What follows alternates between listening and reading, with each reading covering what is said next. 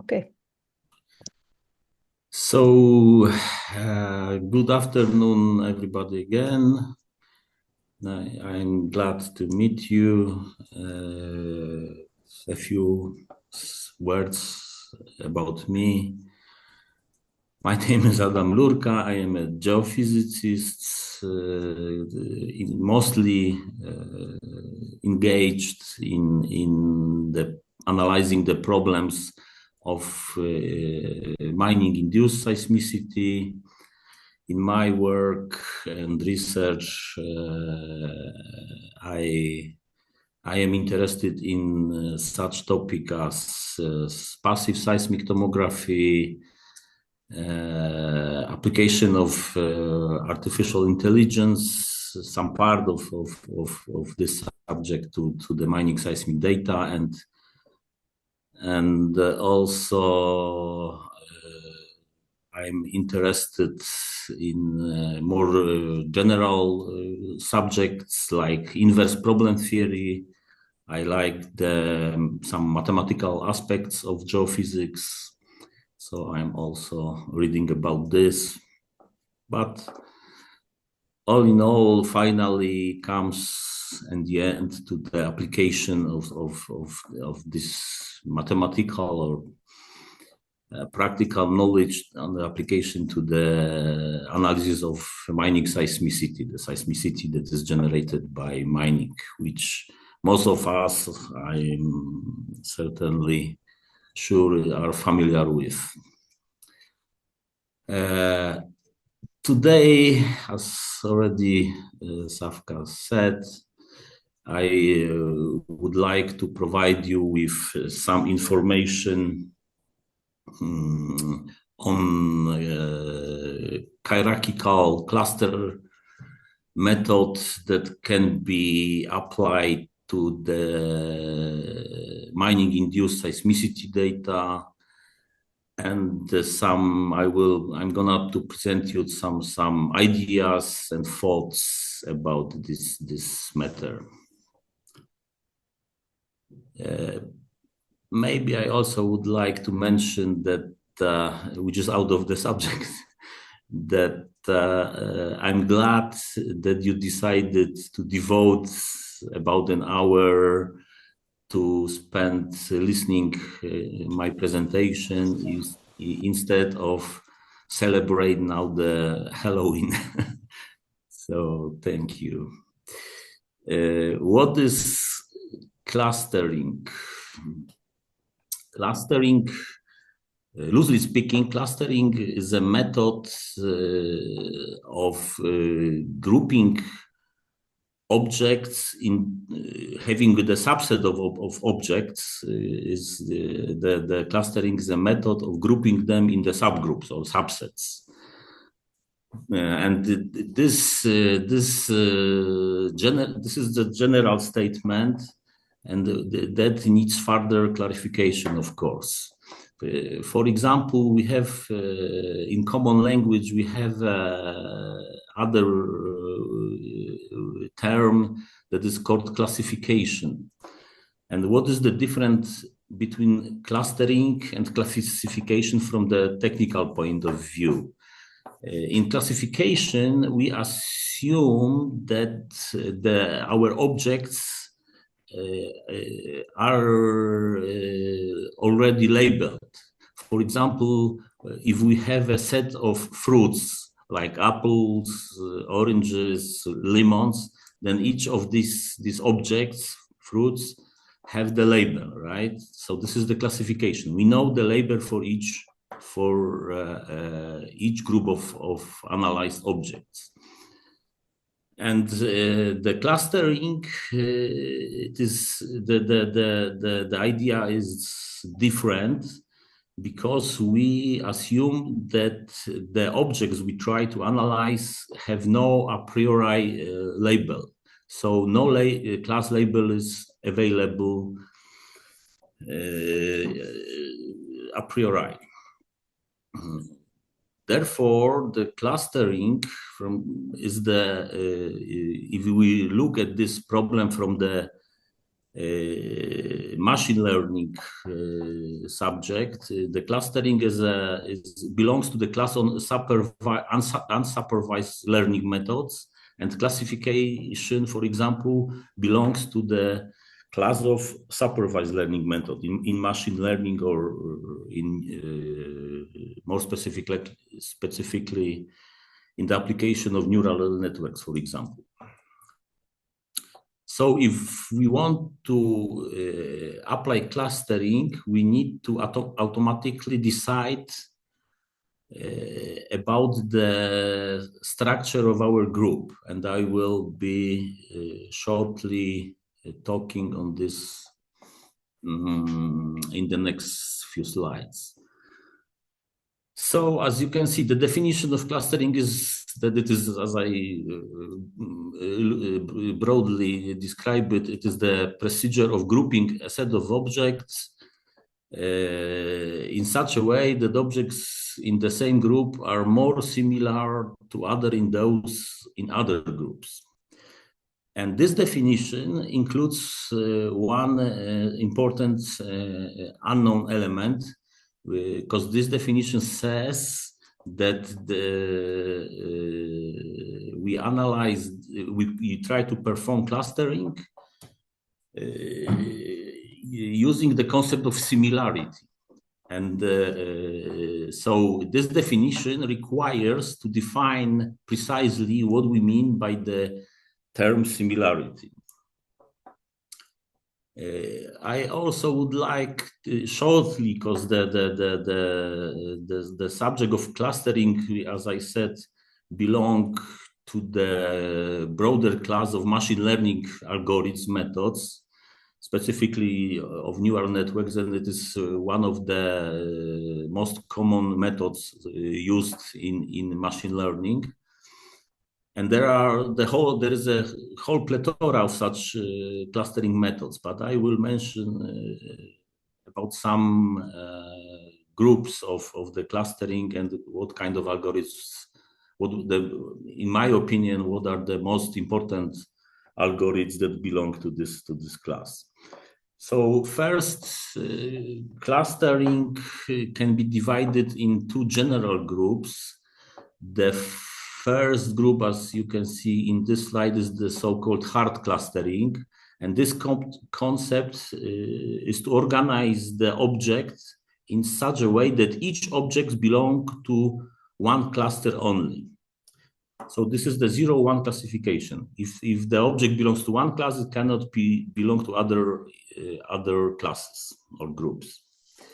And there is also other concept of clustering, which is also frequently used. It's called soft clustering, or it is the other name for soft clustering is fuzzy clustering. And in this method, this concept of clusterization, each object belongs to each cluster with a certain probability, which means that each of the analyzed objects can belong to many different clusters with some probability. But I won't be talking about the details, of course, of this, because I would like to tell you mostly about the so-called hierarchical clustering, which I applied to the mining seismic data. So we have also another classification of clustering algorithms that can be divided as hierarchical clustering. I'm not sure. Can you see my pointer on the screen now? Because I should. Yes, we see it. You see, even if I don't press the control button, right? You can see the pointer? Yes. Okay, thank you. Because it's different in different presentations. And so there is a hierarchical clustering group, which one of the type of this hierarchical clustering I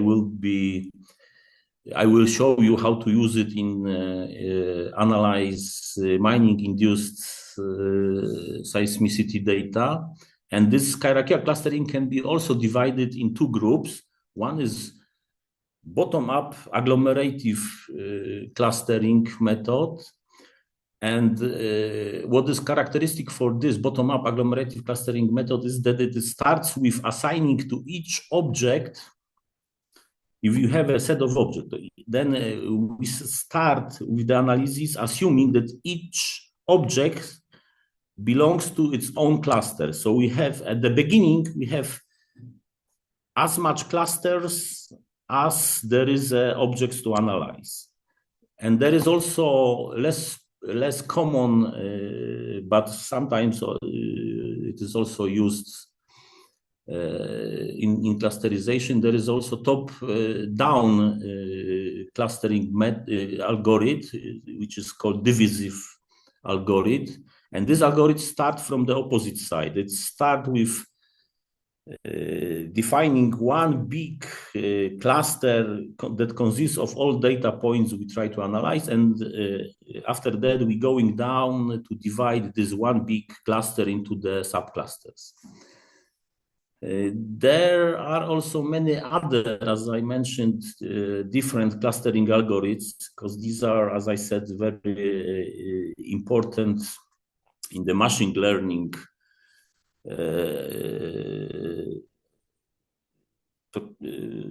procedure. And but also the clustering algorithm can also be applied in many other fields without referring to the artificial intelligence or machine learning concept.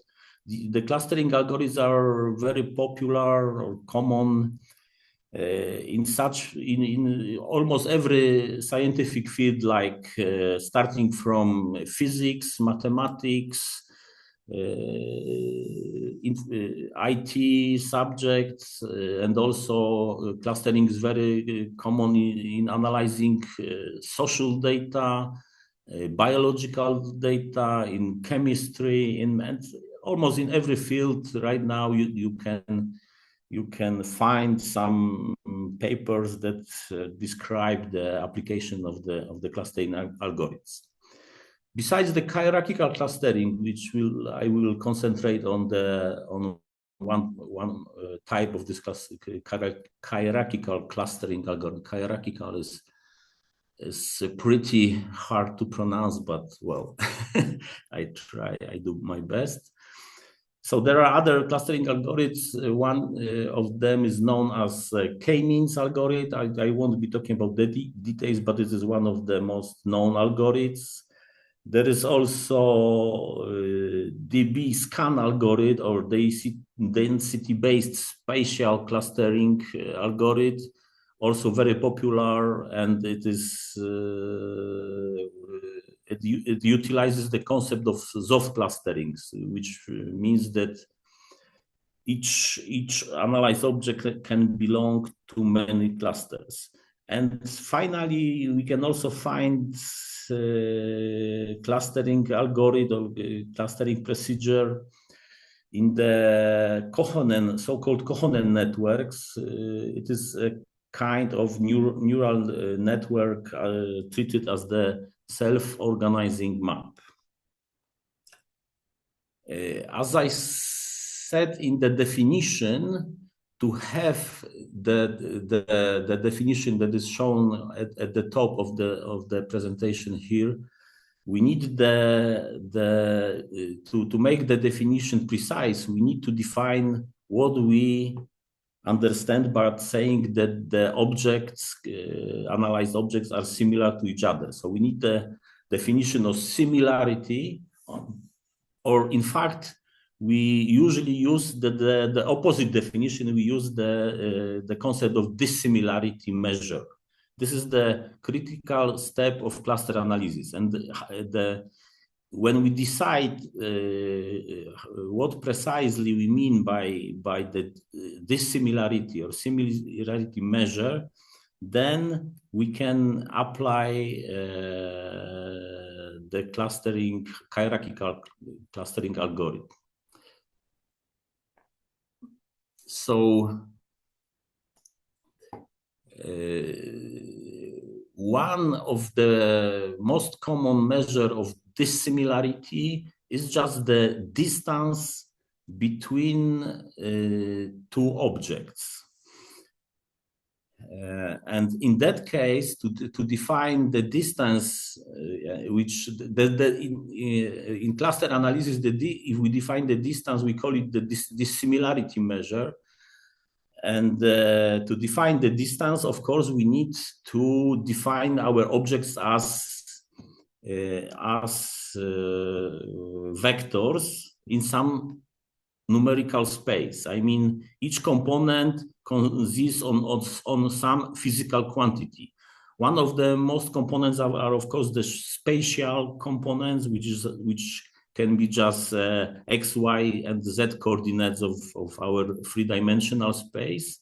But also very common, we can meet in the cluster analysis some other components in case of, for example, in case of seismology or mining seismology, the components of these vectors can be any other measures like seismic energy,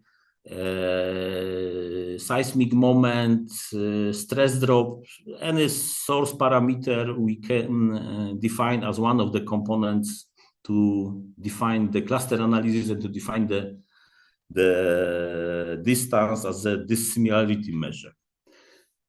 Fortunately, in the case I will be talking later on, I will show you how to apply the clustering algorithm when we define the distance by using the spatial components, which are the x and y and z coordinates, plus the time coordinate.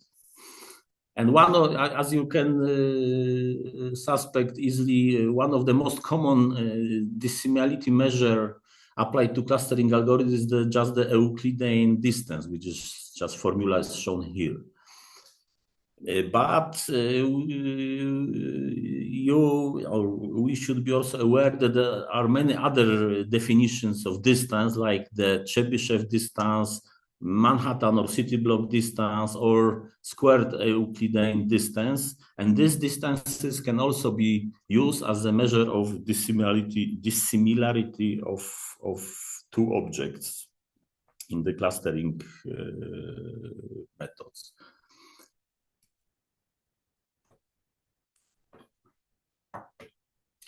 So if we have already defined our dissimilarity measure, then the next step is to use this dissimilarity measure to construct the linkage criteria. The linkage criteria is just the criterion that is used to link two clusters. And there is also many different concepts or many different methods that are used as the linkage criteria. I also mentioned here one of the most important ones in my personal opinions, which is the weighted average linkage, maximum or complete linkage clustering, minimum or single linkage clustering, or centroid linkage. And finally, I show it in bold text. This is the words criterion. I put it in bold because in the application of the method I'm going to show you how the method works on the mining seismicity data. I utilize the words criterion. And because of the time limits, I won't be talking about any other linkage criteria and how are they defined. So if we want to apply the clustering method to the cloud of mining seismic events, I postulated the following assumptions or postulates that can be seen in this slide. First, I postulated, or the first assumption is that the physical relation between cluster and separate group of fractures in the rock mass means that each seismic event has to belong to one cluster only. This is important. I will show you on the next slides what the problem in practice means. But this first assumption is just the assumption that says that we don't want to each specific seismic event that can belong to two different clusters. Just let's stop it for the moment on this explanation. And the second assumption is that seismic event location accuracy should be significantly smaller than the size of cluster size. This is intuitively, I would say, obvious, because we don't want to have the negative influence on the location accuracy. We know that the location of the mining seismicity has errors. So we don't want to have these errors have the significant influence on our cluster analysis. So this is the second assumption. The third assumption says that each cluster should be determined on the basis of the dissimilarity measure in the form of the metric, which is just the usual procedure in the hierarchical clustering analysis. The next postulate says that the clustering method should be independent of the order of the input data. This postulate is also very important because we don't want to obtain different results if we put into the algorithm the same data but organized in different order. We just want that our algorithm gives us the same answer even if we mix the order of the data. This is obvious, but not every clustering algorithm can fulfill this criterion. And the next postulate is that the spatial and temporal changes of seismicity need to be included in the clustered algorithm of equal significance,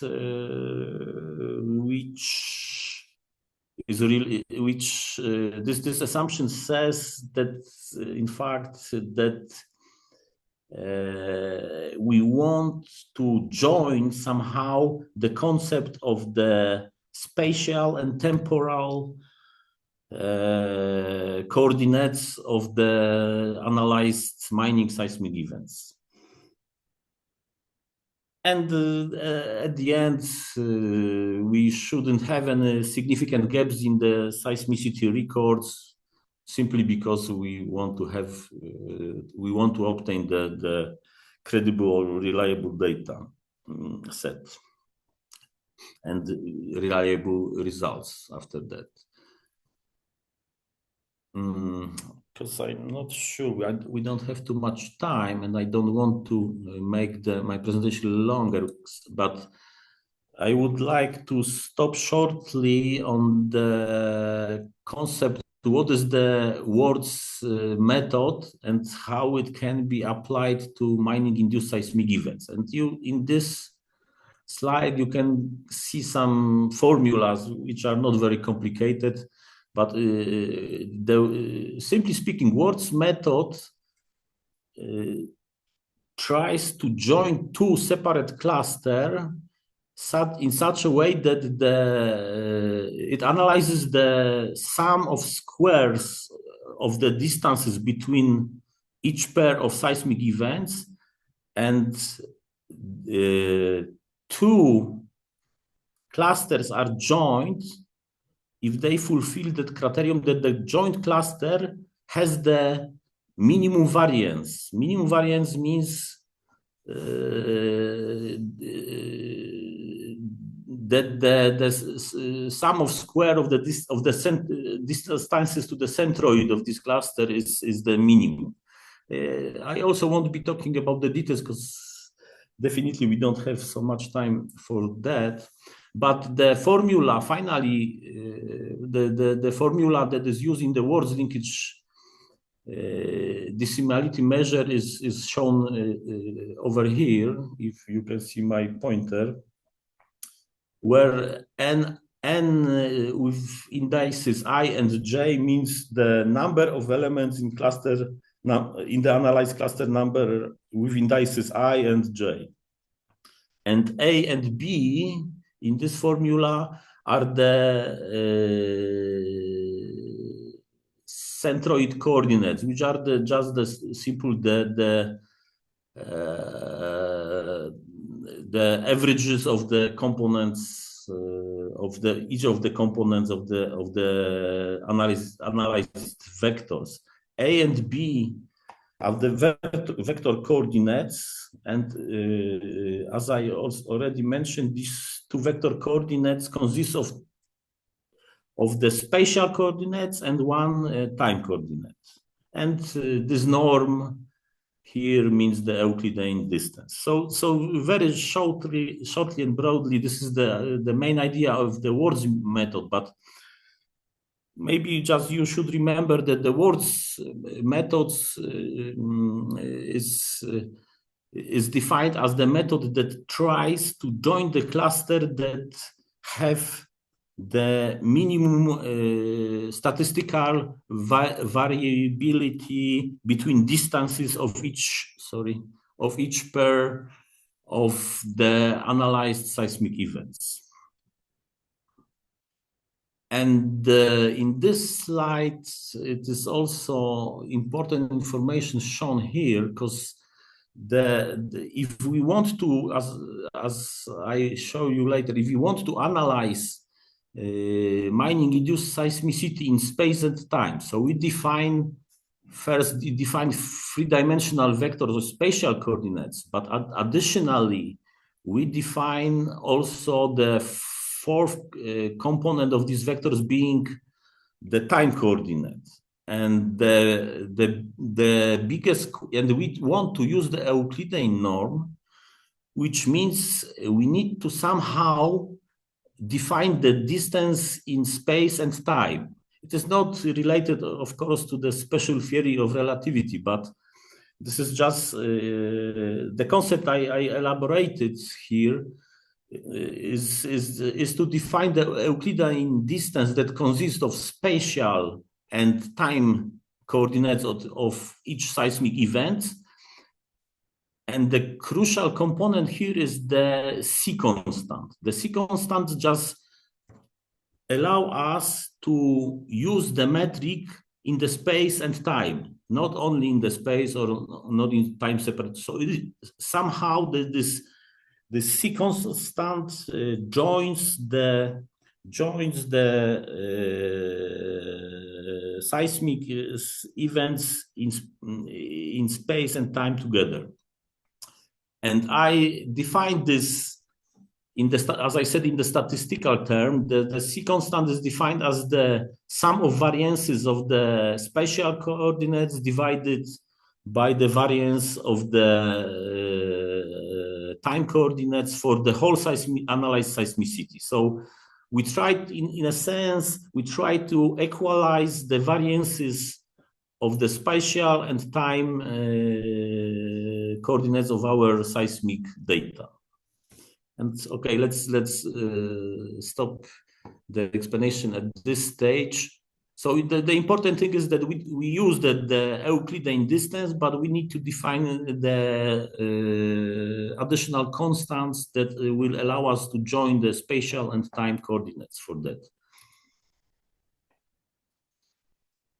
And finally, and shortly, how in that case our hierarchical clustering looks like that is used to analyze our mining seismic data. First, so this is you can see in the slide the simple steps that is used in the algorithm. First, we need to select the mining seismic events that are described by 3D or 4D vector that consists of 3 or 2-dimensional spatial location. I will explain why I say that we limit, in some cases, we limit the spatial coordinates only to 2 dimensions only, and date and time coordinates as an additional component of other vector. After that, we have selected our analyzed seismic data. We are able to, in the step 2, we calculate the constant C square using the formula I showed you on the previous slide. And in that, thanks to that, we can determine the dissimilarity measure or distance metric according to the Euclidean distance formula. And because we use the bottom-up hierarchical clustering, we start with the assumption that each mining seismic event is just one cluster. And the procedures continuous, joining each of these clusters at the beginning consists of one seismic event only, are joined together to some stopping criteria. To do this, there is a step 4 necessary. We need to compute the so-called distance matrix D. The distance matrix just determines all the distances between all the seismic events. This is quite computationally intensive step, but it can be done quite easily. And as I said, applying in the step 4 the word linkage criterion, we obtained the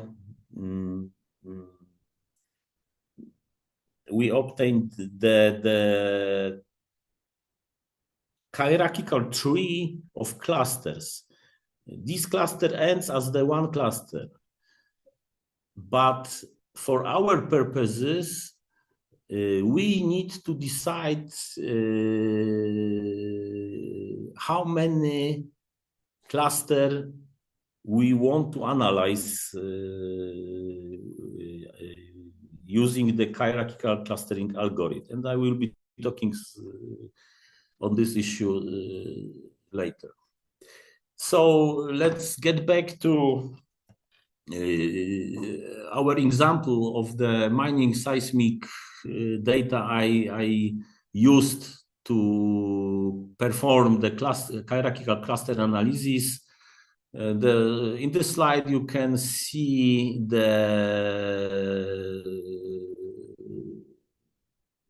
outline of the Marcel coal mine, the thick line over here, which is mostly in the orange color, represents the border of the Marcel mine. So it is situated in Upper Silesia in Poland. This is the coal mine, of course. And also in this graph, you can see the red dotted lines, which represents the major faults situated in the area of the Marcel mine. And also as a green ellipse, you can see the so-called mine safety pillar. The mine safety pillar is the area where the coal seam is not extracted because there are shafts situated over here. And this pillar, because it is not extracted, and all the coal seam around this safety pillar was extracted. Therefore, this area is quite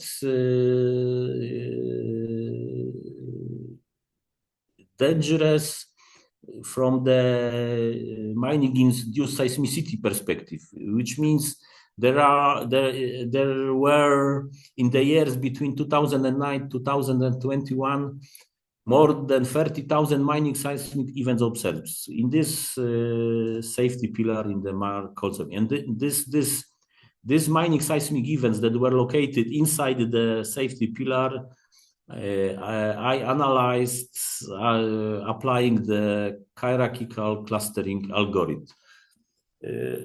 Shortly, on the equipment we have used to obtain the records of the digital seismograms.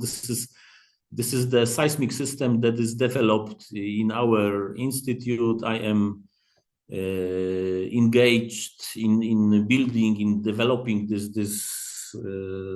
seismic system, but I won't be talking about details. It is not important for the purpose of the presentation. Just I show you that how the system looks like. This is the picture of some parts of the seismic system. The red box, the black box on the top, it is the seismic recorder, which has the 128 seismic channels. This is the two boxes below the seismic recorder or seismic data logger are the transmission lines, and you also can see the seismic probes we use underground in the mine, and I just can only say that these seismic sensors or probes, they can record mining seismicity with the frequency range starting from 1 Hertz up to, say, 500 Hertz. And in here, you can see the whole seismicity that was recorded in the years 2009, 2021 by our seismic system. There were, as I said, more than 35,000 mining seismic events recorded and analyzed. And what is characteristic to this picture of the seismicity, each seismic event is represented here, of course, as a blue circle. What is characteristic is the fact that we cannot see here that the mining seismic, mostly the mining seismic events, can be related to some geological structures like faults, but this seismicity forms obviously just the continuous cloud of seismic events. What is the reason of this is a different subject, but the idea I would like to propose is that the formation of the continuous clouds of the mining seismicity, especially in the coal mining industry, is the fact that during the extraction of the coal seam, the process of fracturing is also continuous, which if the process of fracturing is let's say semi-continuous, then it generates the continuous cloud of mining induced seismicity. So these two concepts are somehow related, and therefore I wanted to formulate some method that is able to group this kind of seismicity into clusters, and therefore I formulated the concept of the spatial temporal metrics and to how to join the mining induced seismicity in space and time instead of space only, for example. So this is here, you can see also two histograms that shows the number of seismic events in each on the horizontal axis you have the logarithmic value of the seismic energies, and this histograms corresponds to the Gutenberg-Richter law indirectly. Besides the fact that additionally you can also observe the situation our seismic system did not record the seismicity below some energy level, and this concept is defined in seismology as the additional parameter that is called magnitude of completeness. So we can see that the magnitude of completeness can be found somewhere between energies 10 to the power of 2 joules and to 10 to the power of 3 joules. But I won't be talking about this in details. Okay, and so what we obtained after application of hierarchical clustering algorithms.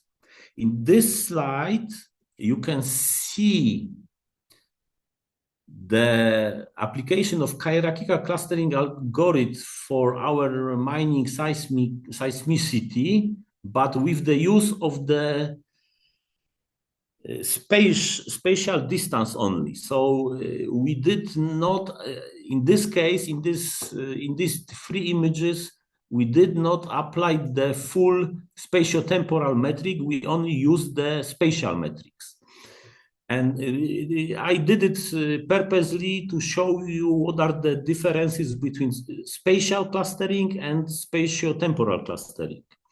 So if you look at the picture over here, you can see that the clustering performed quite well, showing distinct group of clusters in space, right? So you can the cluster number, and we can broadly say that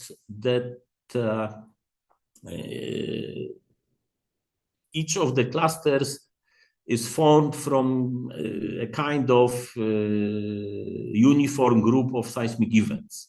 But if we look at the images on the right, on the bottom of the top image, I shown the different situation.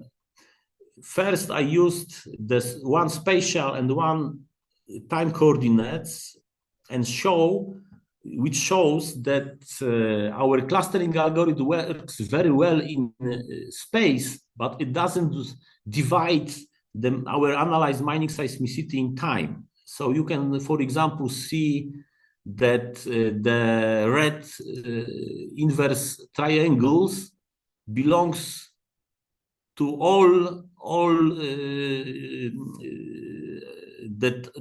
belongs to all the time scale in this image. That means that the algorithm, by definition, of course, did not divide well our seismicity in the time dimension. And the same is shown also on the bottom image, where you can see the second spatial coordinate y together with time coordinate. We can also observe that the seismicity was not divided well in time.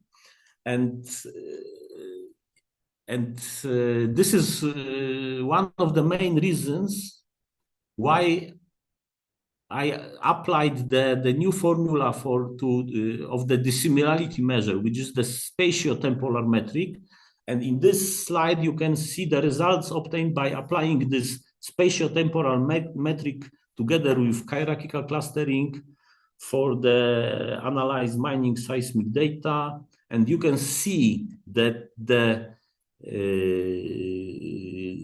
different clusters in two spatial coordinates are also divided in different groups. But you can also observe that in the time dimension, the grouping is also performed quite well. So which means that we obtained the different group of clusters if the time in time, just let's say that we obtained that, because the time is coming to an end, I think. So I don't want to talk too much about this. And because of the time limits, maybe I won't be talking about the details, how I also applied the analysis of our clustering method from the point of if we ask what is the accuracy of the determination of the clusters in our method. And to answer this question, I have applied the bootstrap method, which is a kind of Monte Carlo simulation and which allowed me to construct the table, as you can see over here. I also didn't mention that the number of clusters I assumed to analyze was 20. So in this table, we can see the centroid coordinates for each cluster. Please notice that also we have a coordinates in time. There is a time duration of the seismicity in each cluster. But at the end of this table, in the last 3 columns, you can see the standard deviation for spatial and time coordinates. And this standard deviation describe us how stable our clustering algorithm is, which means what is the statistical variation of the centroid of each cluster. And you can see that in space coordinates, you can see that these standard deviation were of the order of the location errors of the seismic events. And we can also say that our clustering method, thanks to analyzing the standard deviation, we can say that if we look at the coordinates of the centroids, that our algorithm is quite stable, let's say. So which means it does the variability in the analyzed seismic data does not influence significantly the centroid of each cluster.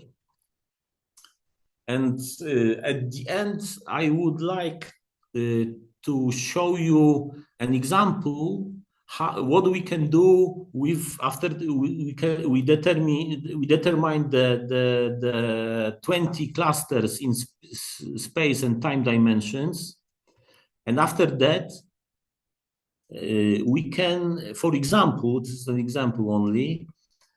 For example, we can analyze in each cluster the Gutenberg-Richter law, and as you can see on the horizontal axis, we don't have magnitudes here. On the vertical axis, there is a cumulative number of seismic events, but here we have the logarithmic scale of seismic energy, which is simply proportional to the magnitudes.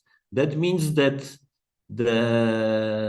according to the Gutenberg-Richter law, we should obtain the straight lines. So each deviations of these straight lines,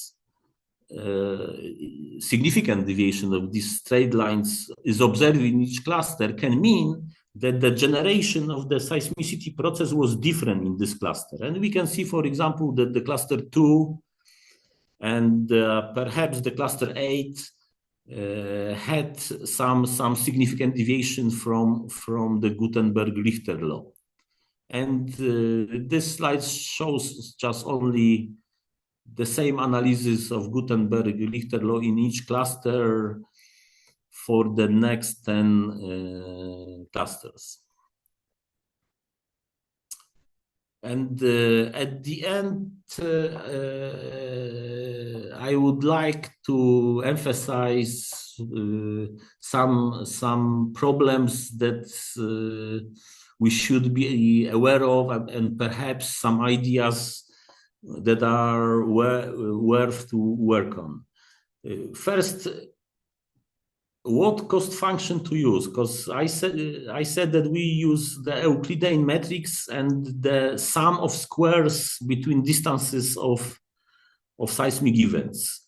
And if we use the sum of squares, which has some physical implications, but we can change, for example, this cost function, this objective function, to absolute, for example, to absolute distance without the squares, and this will change our results. And the question is, what is the meaning of changing the cost function in the cluster analysis? The second idea that I shown here, what is the question, what underlying structure to assume? By saying this, I understand what are the physical reasons that we use, for example, the Euclidean similarity metrics and other metrics. Perhaps, and this is the third question, how to measure the similarity. The similarity can be measured in different ways, and there are consequences for the results, definitely. And the biggest question is, what are the relations to apply the specific measure of dissimilarity and the relation to the physical processes that we observe? I also mentioned that in the end, you have seen it on the results of the clustering, that I decided to use the number of clusters to be 20. The main reason why I used the number of 20 was just one. I wanted to obtain the number of seismic given in each clusters to be not less than, let's say, 100. So I decided to have 20 clusters. But also the question arises, what will happen if we change the number of clusters, and what are the relations to the seismicity we observe?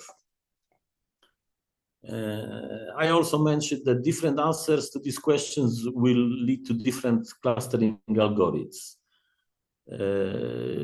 And finally, there is definitely one rule that should be emphasized, that we should generalize our concept, our assumptions to some physics. If we don't